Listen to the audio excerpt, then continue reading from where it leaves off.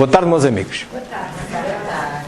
Já tinha saudades vossas, já havia algum tempo que não vos via, pelo menos a uma boa parte. Bom, hoje o tema que vamos tentar tratar da melhor maneira, e eu até vou contar também com o auxílio dos presentes para me ajudarem, é este. Decálogo de um centro espírita. O que é que eu quero significar logo à partida e com esta imagem? Quero significar que o centro espírita é uma máquina, como se fosse um relógio. Tem umas partes lá dentro, tem uma estrutura mais ou menos comum, preconizada por Kardec, e pretende que funcione como um relógio, tudo certinho. Claro que a orientá-la, tal como o pivô do relógio, teremos a doutrina espírita. E nesse particular do centro espírita, da organização do centro espírita, como tem muito também que ver com uma das valências que o centro espírita pode ter, é a mediunidade, Kardec resolveu até escrever sobre a organização das sociedades espíritas no livro dos médiuns. Vamos olhar num resumo, aqui por Divaldo Franco.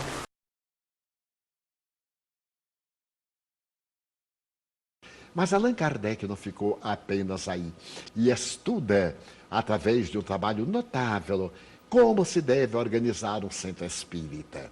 E publica o Estatuto da Sociedade Parisiense de Estudos Espíritas, que ele criou e onde ele realizou um grande trabalho de pesquisa de médiuns, de estudos, para poder elaborar a codificação.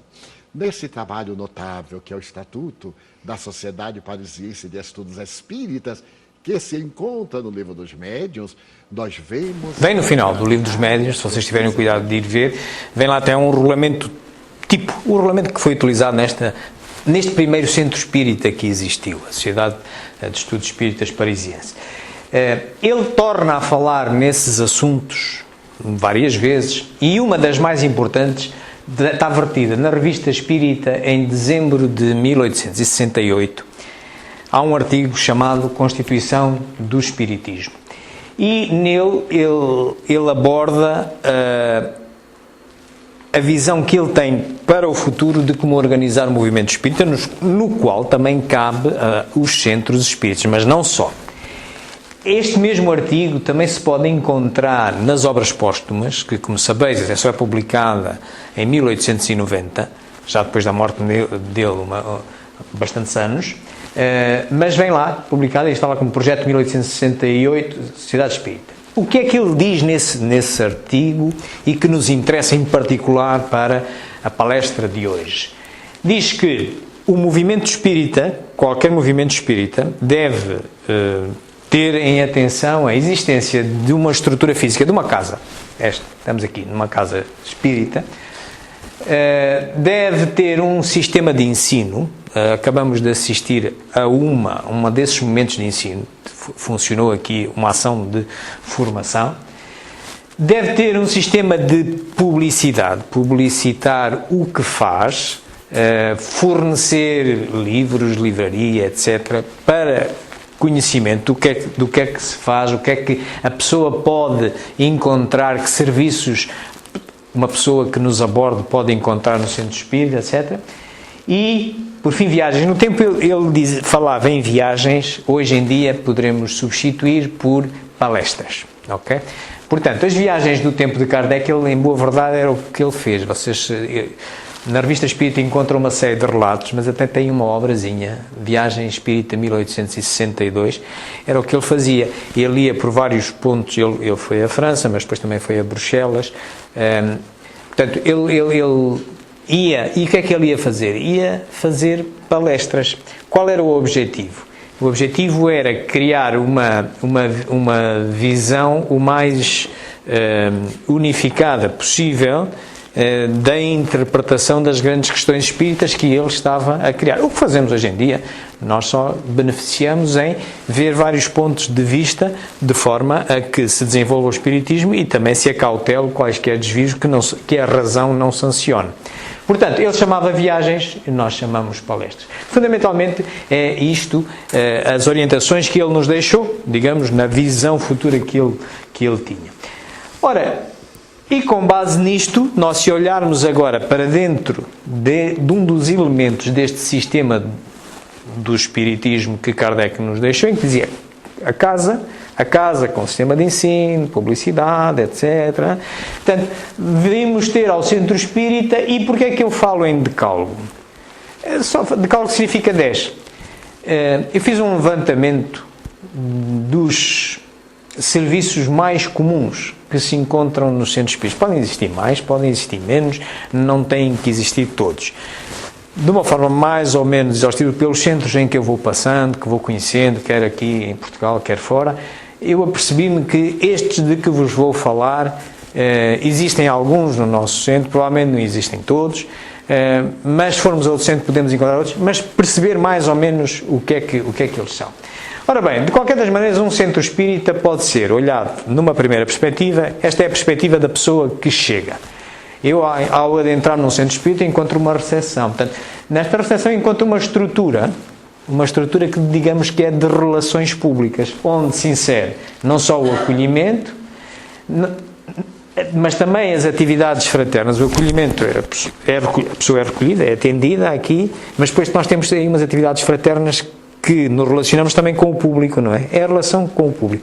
Ajudamos umas famílias, etc. E temos a comunicação. De novo, relacionarmos com o exterior. Portanto, é um órgão de relações públicas, é dizer o que fazemos, colocar no Facebook, a livraria, os livros.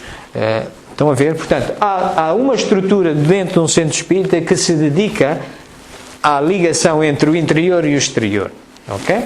Depois, no seu interior, podemos encontrar, no seu coração, é uma escola. Temos a palestra, que é, por essência, a atividade que existe em todos os centros. Podem não existir mais nada, mas essa existe. Portanto, é a atividade basilar, a atividade de formação, e poderá existir depois estudos. Assistimos aqui ao caso antes desta palestra, e quase todos os centros têm estudos que vão do mais geral até depois mais subdividido, mais especializado. Vamos ver depois alguns exemplos. Por último, existe uma outra estrutura no interior do centro, que é um hospital de almas.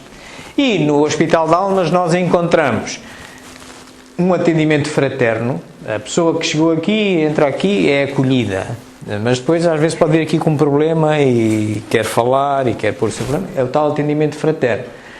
Depois temos o que é que, como qualquer hospital oferece, que terapias são possíveis. Estamos a falar fundamentalmente de terapias espirituais.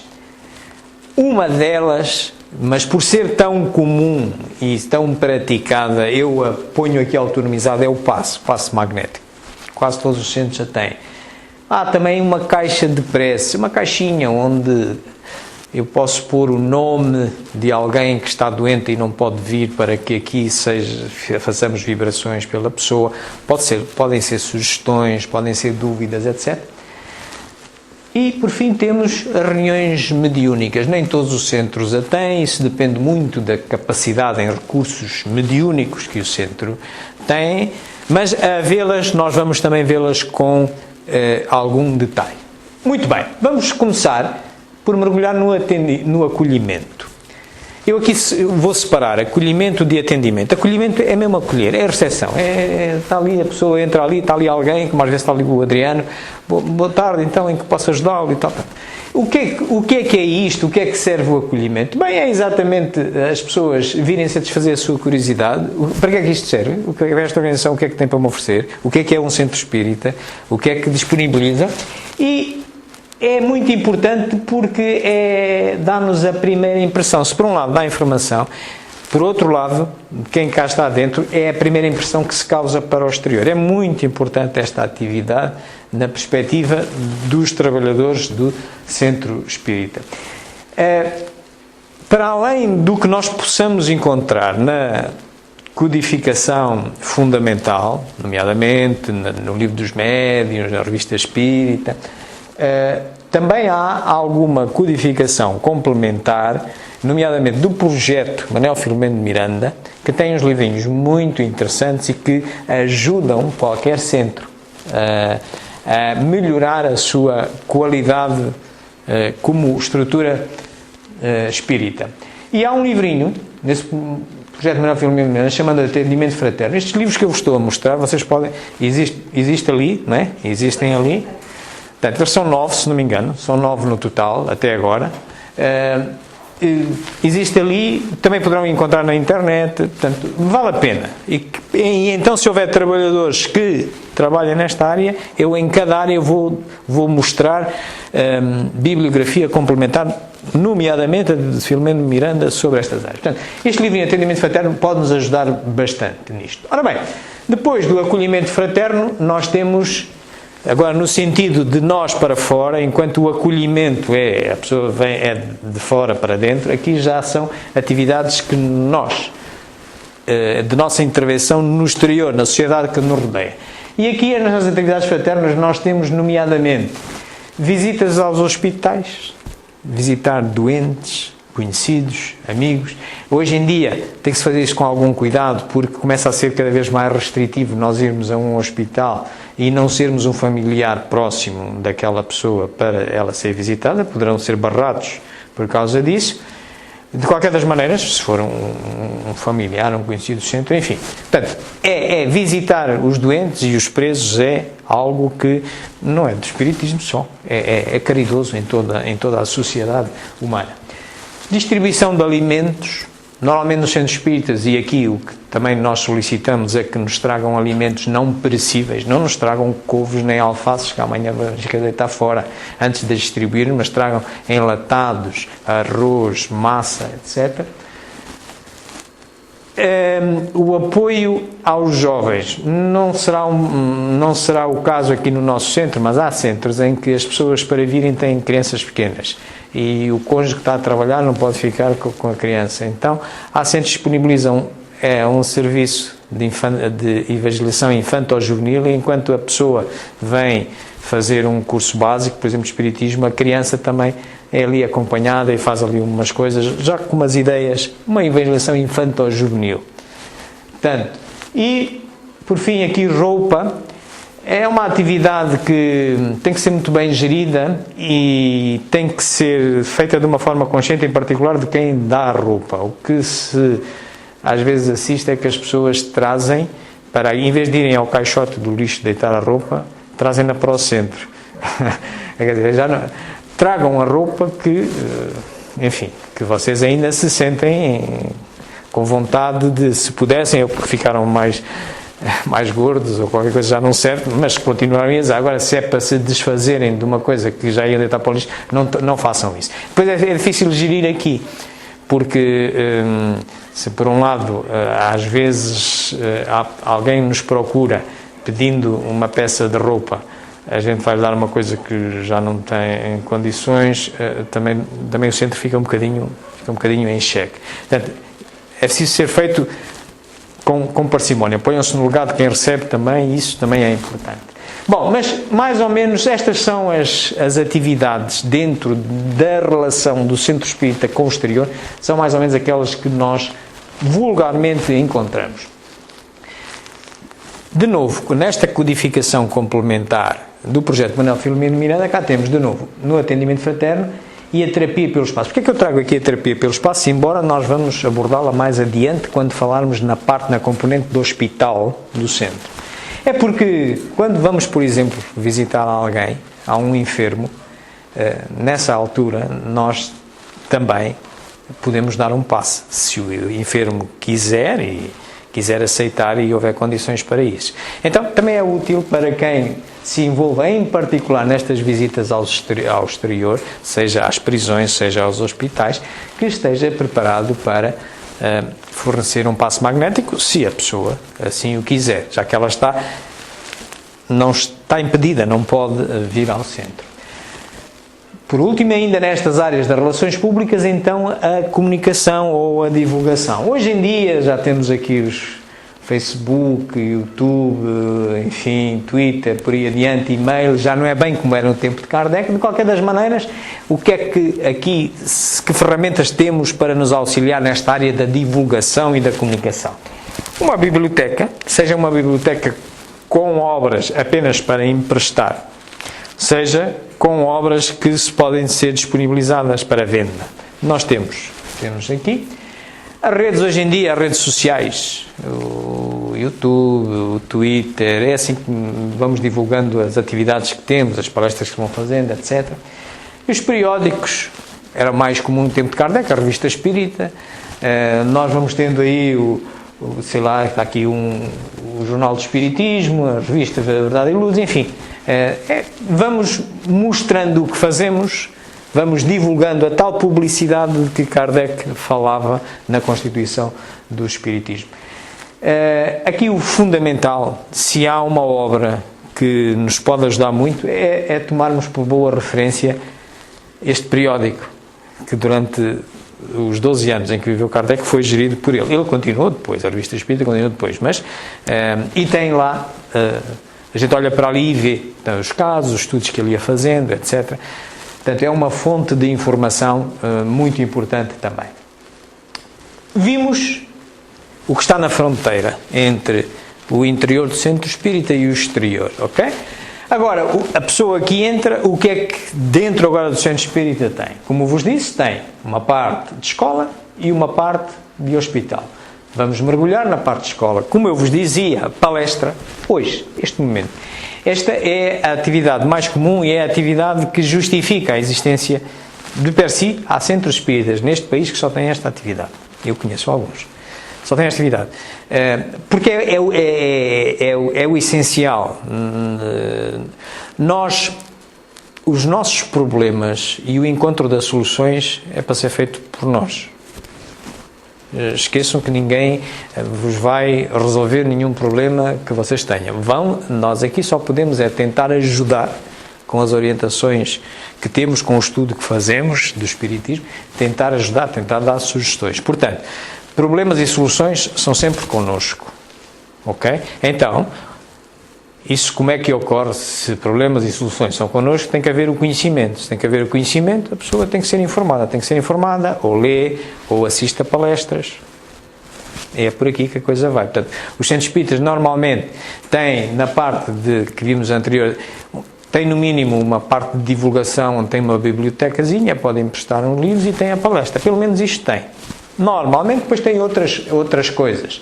Que pode ter estudos doutrinários. E aqui estudos doutrinários, quando os centros espíritas começam a ter recursos humanos e capacidade para se aventurarem nestas áreas, isto devem ser feitos de uma forma lógica, de uma forma sequencial, em relação aos formandos.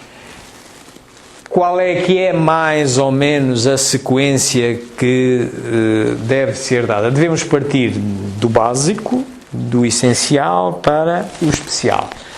Temos aqui passo 1, passo 2, passo 3, passo 4, ordens de estudos. Muito bem. Num primeiro passo, o que é que deve ser a introdução, deve ser o conhecimento do Espiritismo. Que obras se recomendam nesta área? Recomendam-se, nomeadamente, e eu sou apologista desta obra, Resumo da Lei dos Fenómenos Espíritas. É uma pequenina brochura, mas que vocês a podem encontrar também na Revista Espírita, abril de 1864.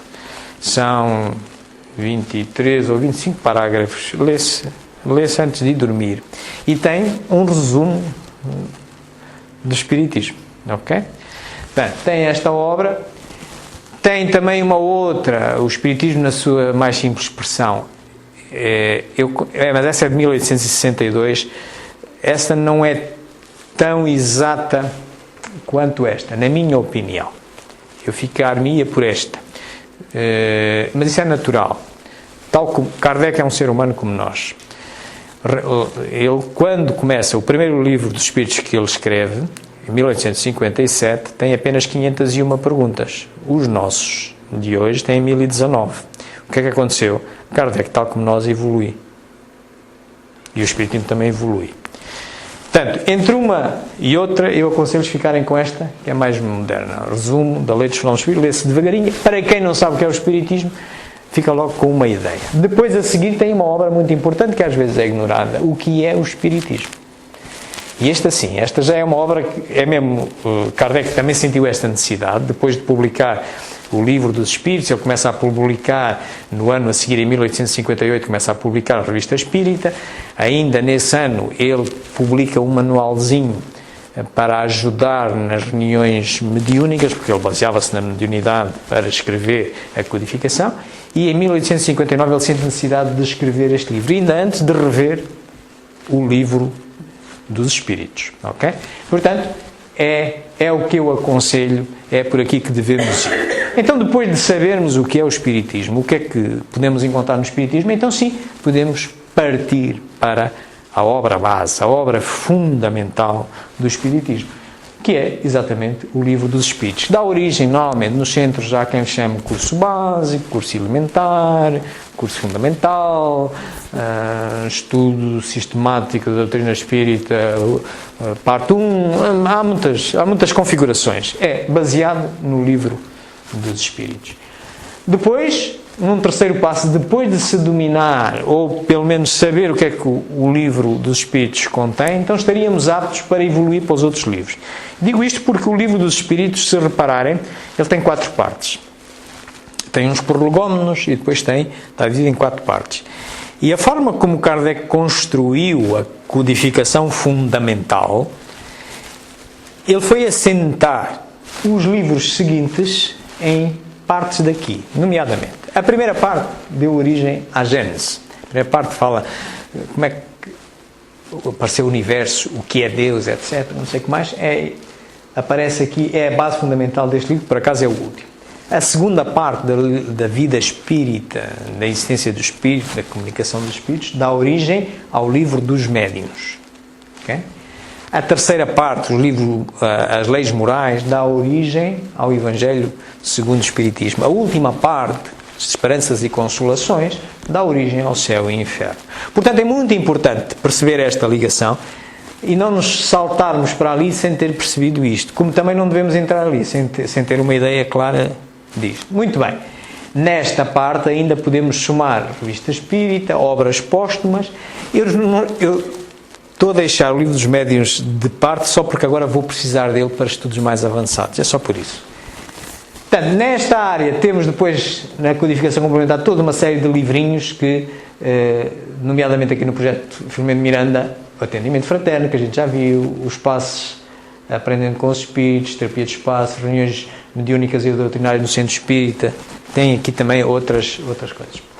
Mais adiante, e numa fase mais especializada, então, podemos progredir para, na Revista Espírita há muita coisa que nos interessa, estudar casos em particular, e o Livro dos Médiuns, que é um livro essencialmente científico, mas voltado para a mediunidade. Ora, como nem todos os centros têm recursos mediúnicos para se aventurarem nas reuniões mediúnicas, o conhecimento não faz mal a ninguém, mas daí eu estar a deixá-los para uma fase mais avançada e mais final. Nesta área, temos, neste projeto Manuel Filomeno Miranda, temos este livro de estudos, estudando o Livro dos Médiuns, Consciência e Mediunidade, Vivência Mediúnica, Reuniões Mediúnicas, Qualidade da Prática da Vivência Mediúnica. Temos muito por onde nos apoiar e que nos podem ajudar a organizar uma reunião mediúnica. Portanto, mas isto é lá adiante. Não é porque seja superior nem inferior, é a necessidade de saber. Nós temos que partir do geral para o particular. Para nós nos metermos nisto, há muita gente que se aventura nas reuniões mediúnicas sem ter conhecimento das leis fundamentais da mediunidade e depois surgem alguns problemazitos difíceis de resolver. Portanto, vamos devagarinho e à medida das necessidades. Ora bem, e com isto encerramos a questão da escola. É mais ou menos isto que se encontram nos centros mais, noutros centros menos, mas encontramos, no âmbito da escola, encontramos isto. Depois o Centro Espírita tem então a sua parte de hospital. Ora bem, a primeira é esta do atendimento fraterno. Quantas pessoas aqui chegam e vêm com um problema, querem expor o seu problema, querem recolher dos trabalhadores do Centro Espírita uma opinião para o seu problema. Chamamos esta atividade do atendimento fraterno. Para que é que ela serve? Fundamentalmente serve para orientação. Tal como vos dizia há pouco, os problemas e as soluções estão dentro do próprio, sempre. Nós só podemos tentar auxiliar, tentar dar umas dicas, uma orientação. E claro, em casos mais graves, aconselhar alguma terapia espiritual, que o centro tenha possibilidade e veja que pode eventualmente ser útil. Portanto, é isto que o atendimento fraterno oferece. Nós temos, aqui nesse centro, temos esta parte, fundamentalmente na área da orientação. É possível que, em alguns casos, se recomende alguma terapia, nem que seja o Evangelho no Lar. O Evangelho no Lar é uma terapia. Nem que seja vir à palestra, também é uma terapia. Nem que seja o passe magnético, também é outra terapia. Ok? Mas há outras. Há um livrinho especial, já vimos a falar dele, exatamente, até tem mesmo o nome, do atendimento fraterno. Quem quiser detalhar melhor isto, tem aqui a oportunidade de expandir os seus estudos. Numa área seguinte, temos então as terapias que estão muito ligadas com o atendimento fraterno. Pode ser que a pessoa que esteja, o trabalhador que esteja no atendimento fraterno, verifique que o caso pode ser de alguma forma tratado internamente dentro de outra valência hospitalar do centro espírita, desde que tenha essa capacidade. Então aqui nas terapias há muita coisa, desde o Evangelho no Lar, a palestra, o passe, há centros espíritas em que conseguem fazer curas, mediunidade pura, depende, há uma variedade enorme, depende. Desses tratamentos, o mais comum e o mais universal, podem não existir outros, mas pela sua simplicidade, pela sua forma garantida de obter efeitos, porque estamos a falar de um passe magnético. Há uma diferença entre passe magnético e muitas vezes alguém fala em passe mediúnico. Calma, vamos devagar. O passe é magnético, o passe é uma transferência energética. Tem que haver um gerador de energia, o nosso corpo, e por isso é que não é nada de domínio exclusivo do espiritismo. Vocês vão ao Reiki, nos Estados Unidos hoje é possível entrar-se numas urgências do hospital pagando 60 euros e optar por um passe. Sem ser por um espírita, não? Ok? Porque estamos a falar de algo comprovadamente, por via científica, provavelmente estamos a falar de manipulação de energia. Basta só vocês fazerem a experiência em casa. Eu faço regularmente com uma sementinha de uma planta no vasinho. Ponho uma sementinha em 3 vasinhos, uma em cada um deles, só com terra e dou água. Noutra, ponho a mesma sementinha e dou-lhe água e dou-lhe passe. Ok? E depois vou tirando fotografias ao longo de um tempo e verifico, no meu caso, verifico que é que tem o passe, anda mais depressa. Façam por vocês. Mas funciona comigo, mas não funciona com qualquer pessoa. Há estudos científicos feitos nisso em universidade. Estamos a falar de algo magnético. Claro que disse assim, mas porque é que não é mediúnico? Porque médium é a interface. Ora bem, o espírito não tem campo eletrónico, não tem gerador de energia. Está associado ao corpo. Portanto, o espírito pode intervir? Pode. Tal como diz o livro dos médiuns, como é que o espírito intervém no mundo físico? Através do médium. Portanto, sim, ele pode intervir, mas quem é o gerador de energia? É o médium. Portanto, se o médium não tem energia, pode lá estar o melhor espírito, não sai sem nada. E as energias são diferentes, por isso é que convém cada um de vocês fazer o seu teste por si. Há uns que há mais, outros dá menos, isso aí é como cada um veio ao mundo. Okay? Claro que há técnicas para podermos modulizar e isso aprende-se aqui depois nos cursos de passe, etc., porque é função muito do pensamento, da concentração, da intenção com que se faz. E é aqui nestas áreas, quando utilizamos o pensamento para otimizar a energia física que transmitimos, é aqui que pode entrar a intervenção dos espíritos. Ok? Mas não é pelo espírito. De nada vale um médium que é assistido pelo Dr. Bezerra de Menezes, não vai ter um passo melhor que outro que nem sequer sabe disso. Há experiências que contam sobre isto. Há uma experiência muito interessante que realizaram três grupos de magnetizadores. Uns eram religiosos convictos de que tudo é feito por Deus. Portanto, eu ponho as mãos e tudo vai ser feito por Deus. Eu só ponho ali as mãos, ok? Depois tiveram um grupo de ateus, que são magnetizadores, sabem que funciona, o magnetismo funciona, e estão apenas interessados, e porque sabem disso, estão apenas interessados em ajudar o próximo, mas porque sabem que são eles que têm que se aplicar para ajudar o próximo, não é Deus que vai fazer a coisa. E um outro grupo foram escolher indivíduos do Oriente, budistas, que têm uma técnica especial de meditação que se revela muito importante. É esvaziar da nossa cabeça os pensamentos, os problemazinhos todos que a gente tem e concentrar-se só em querer auxiliar o outro. Os resultados foram interessantíssimos. Em primeiro lugar, ficaram por acaso estes budistas. Também não são espíritas, ok? Portanto, ficaram estes budistas. Porquê? Porque eles esvaziavam os problemas todos, os obstáculos todos que impediam o fluxo normal energético entre emissor e receptor, mas concentravam-se, eles queriam era auxiliar. E tudo focalizavam, esqueciam-se do jogo de futebol, não, estou concentrado em ajudar este indivíduo. Ok? Melhores resultados. O segundo dos melhores resultados foi dos ateus. Porquê? Porque perceberam a dinâmica, sabem que são eles, e então também concentraram-se. Não tem intervenção sobrenatural, sou eu. Okay. E por último ficaram os religiosos que estavam convencidos que era o Deus e não sei quantos. Passaram toda a responsabilidade para os lá de cima. Portanto, estamos entendidos sobre passos mediúnicos e passos magnéticos.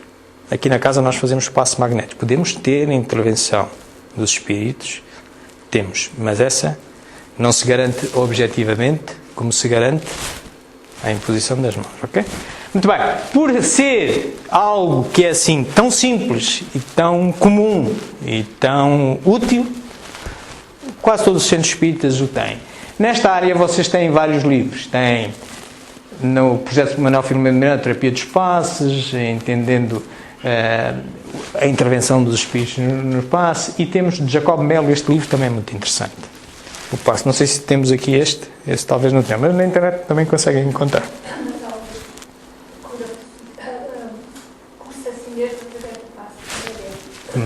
Pronto. Muito bem. Depois temos a dita caixa de prece. Não existe em todos os centros. Em alguns está transformada num livrinho. A pessoa escreve o nome. Outra tem mesmo uma caixinha, parece uma urnazinha daquela, a gente põe lá o papel. Mas não façamos disto, quem necessita de usar isto, seja de que forma for, não faça disto um negócio. Não faça como aquele cristão católico que vai ter com o padre da paróquia, paga-lhe 30 missas e não põe lá os pés em nenhuma. Okay? Não é para isto. Não é para chegarem aqui, eu hoje não me está a apetecer ir a ouvir o João Gonçalves a pregar-me uma seca, deixa aqui o meu nome, que rezem por mim que eu vou-me embora. Também não dá. Ok? Ou, portanto, estão a ver, não façam este negócio porque a Deus não se chega lá. Sim, se alguém que não pode vir, um familiar nosso que gostava de vir, não pode vir, está inabilitado, está doente, pomos ali. E esses pedidos são atendidos e a espiritualidade percebe aqui nas nossas orações, nas nossas vibrações, quando há centros que têm reuniões mediúnicas, costumam até ser levadas, este livrinho ou esta caixinha de peças são levadas para a reunião mediúnica, é feita uma vibração em particular por estas pessoas, mas não mercantilizem, não transformem isto no parque que faz não sei quantas missas sem a gente lá pôr os pés, ou que manda rezar não sei quantos terços e um gajo nunca reza nenhum. Não façam nada disto porque não funciona. Aqui não conseguem enganar ninguém. Muito bem. Por último, então, vamos às reuniões mediúnicas, que é a parte mais complexa dentro de um hospital espírita. E que pode, como vos digo, pode não existir. Não tem que existir, não é obrigatório existir. Só existe se houver recursos e conhecimento para isso. Mas, de qualquer maneira, a existir é importante alguns considerandos que Kardec nos deixou e que nos podem também ajudar a organizarmos-se no centro espírita em que estivermos, levantarmos este serviço. De acordo com Kardec, há estes 3 tipos de reuniões mediúnicas. Há as frívolas. Eu quero saber se me vai sair a sorte grande. Vou ter que a senhora que me lê a sina da mão e tal, não sei o que mais. Existe sim. Mas o interesse é frívolo. Quem são os espíritos que lá vão ter assento? Os que gostam da brincadeira. Então, não é? E divertir-se à conta do coisa. No centro espírita não temos... Nenhum centro espírita sério se dedica a este tipo de mediunidade. Depois há as experimentais. Sim, aqui alguns centros espíritas podem ir por aí. Infelizmente vão menos do que o normal, mas as experimentais já é uma área um bocadinho mais específica e distinta do apoio hospitalar. Já é investigação. Quando vamos para reuniões mediúnicas com caráter experimental, por exemplo, um centro espírita que queira, para além da reunião mediúnica, tentar transcomunicação instrumental. Sabe que é uma área de experimentação. Não é a melhor área para obter informação para resolver um problema. Não, porque é mais lenta. A transcomunicação instrumental é mais lenta, é mais difícil de perceber, etc. Mas, como investigação, sim, mostra-nos claramente que há outras formas de se manifestar e confirma exatamente a existência dos espíritos. Portanto, e mesmo utilizando só médiuns humanos, nas experimentações, em Kardec foi experimentando. Pode-se, por exemplo, o que é que hoje pouco se pratica e devia-se praticar mais? A universalização do ensino dos espíritos obriga a que, se nós quisermos expandir algo dentro da doutrina espírita por via mediúnica, ao recolhermos uma mensagem de um determinado espírito, temos de fazer como Kardec faz. Espera aí, está bem, por muito bonita que seja a mensagem, agora vou pôr aqui noutro médium que não sabe nada disto, vou fazer a mesma pergunta a ver se obtenho a mesma resposta. E só se houver uma universalidade da resposta é que eu começo a ficar com mais aquela chega que me chega. Portanto, o que é mais comum? O que é mais comum são as reuniões instrutivas. Sim, e essas são as que os centros praticam por norma, aqueles que têm a reunião mediúnica. Todas elas são instrutivas sempre. Portanto, são instrutivas mesmo para quem participa nela como médio. Às vezes ouvem-se alguns médios um pouco, talvez com não muito conhecimento, mais baseado no seu empirismo, na sua vida prática, às vezes dizer que vão para a reunião mediúnica que é para socorrerem os desencarnados. Não tenhamos essa pretensão. Vamos lá, é fundamental para aprender, todos. E depois podemos, eventualmente, ser socorridos e socorrer, mas é fundamentalmente para aprender. Portanto, para que é que elas servem? Servem realmente para orientar a quem nos procura do lado de lá e orientar-nos também a nós.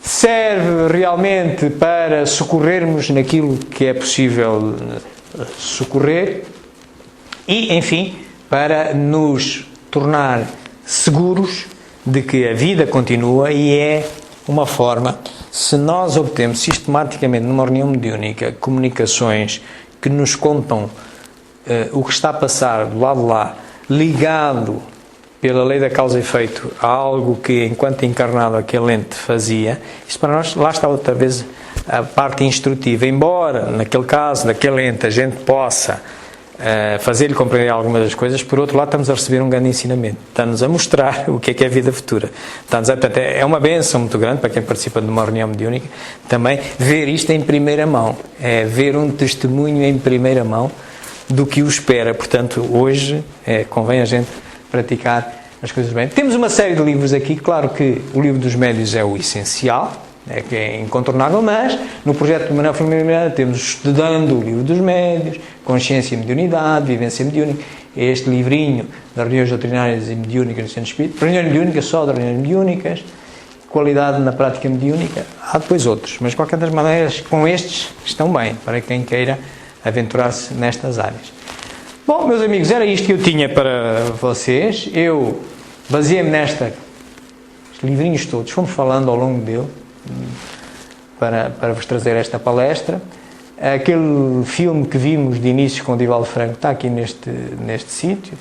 Como vos disse logo de início, estou a gravar esta palestra, vou colocá-la aqui neste canal de YouTube, amanhã ou depois já cá estará. Também podem encontrar aqui no Facebook, tem aqui o meu e-mail, se quiserem trocar alguma opinião mais em privado, e estaria à vossa disposição para alguma pergunta que tenham sobre este assunto ou outro. Muito obrigado pela vossa atenção.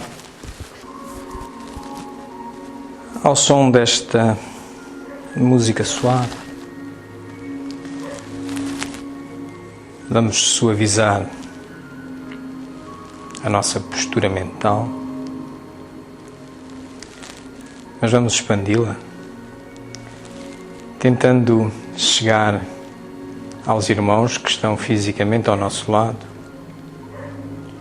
mas também, e usando a mesma ferramenta, que é o pensamento, vamos tentar abraçar aqueles que sem corpo físico aqui estão presentes, aqui vieram participar desta atividade de escola, do Centro Espírita, e que parte deles ainda continuarão, por certo, para as atividades hospitalares que com os nossos humildes recursos poderemos ainda prestar em seguida. E nesta união, neste abraço fraterno, vamos todos conversar com Deus. Vamos louvá-lo por este maravilhoso universo que tem tantas moradas, tantas casas. Poucas são visíveis aos nossos olhos, mas muitas são, porque a gente sente de uma forma ou de outra a presença de seres vivos nessas outras dimensões. É maravilhoso, é uma verdadeira caixa de surpresas no bom sentido. Como há tanta vida que nos está oculta, como há tanto conhecimento para aprender a respeito desta obra. É digna de louvor.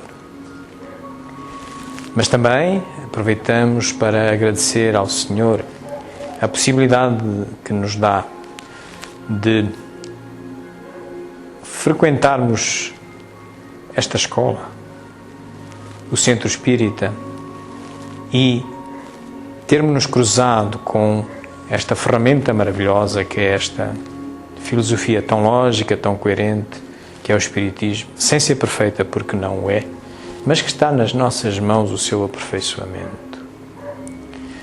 Mas é certo que, ao nos termos cruzado com ela, temos vantagem se não a tivéssemos à nossa disposição. E isso, sim, Senhor, te queremos agradecer, porque também não sabemos explicar como os trajetos da nossa vida nos conduziu algum dia ao Espiritismo e a uma casa espírita. Fomos-nos dando conta, devagarinho, que necessitávamos saber algo mais, e pesquisando e encontrando. É a lei do progresso, é assim que se proporciona. Mas por fim, Senhor, porque nesse progresso muitos momentos de desânimo nos assolam.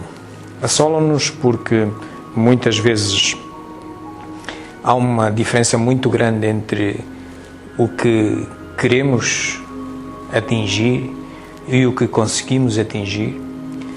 Desesperamos no imediatismo, sem compreender que problemas e soluções estão mesmo connosco. Ninguém nos vai resolver aquilo que Deus quer que sejamos nós próprios a resolver. Mas para isso há que investir no conhecimento, inapelavelmente, mesmo que ele seja fornecido numa atividade fraterna, num centro espírita, através da sua vertente de escola ou de hospital, mas seremos sempre nós. E nesse momento de desespero em que já tudo investimos da escola e do hospital que o centro nos pode proporcionar, ainda assim nos desesperamos, pedimos-vos, Senhor, nessa altura lembrai-nos do que somos, lembrai-nos do que é a vida e enviai-nos a espiritualidade superior, sempre benfazeja, sempre amiga, para nos ajudar a seguir com fé, com esperança, com tranquilidade. Bem-aja, uma boa semana a todos.